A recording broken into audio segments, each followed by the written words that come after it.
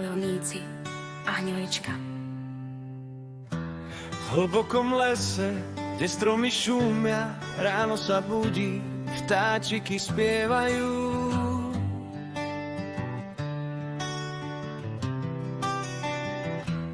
Poľovník kráča, puška sa leskne, stopy v blate, zverina ho láka, jeho verný pes.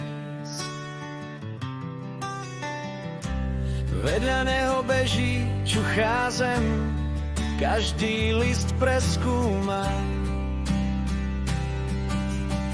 Les dýcha život, tajomstva skrýva, poľovník v tichu prírodu vníma.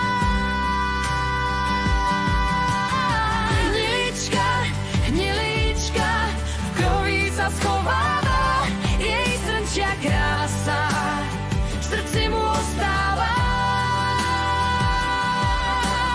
Poľovník ju vidí, no ruku nezodvihne.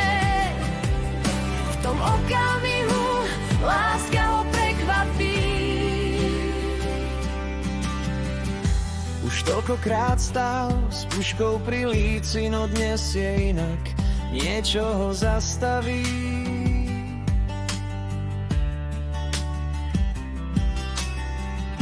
Hnilička mladá s očami plnými strachu i zvedavosti, v nich sa zrkadlí.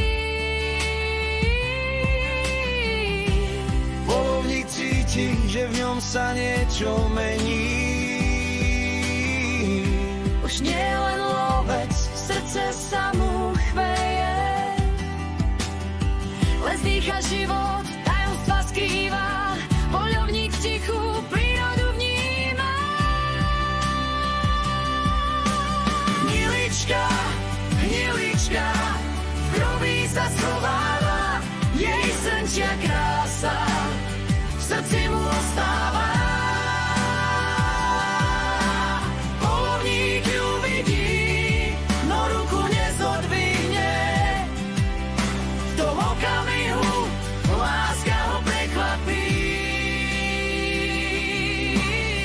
Pustil ju ísť do hĺbky lesa s pocitom zvláštnym, čo nepozná. Od tej chvíle už nie je to isté, úchta k životu v ňom zvíťazila. Hnilička,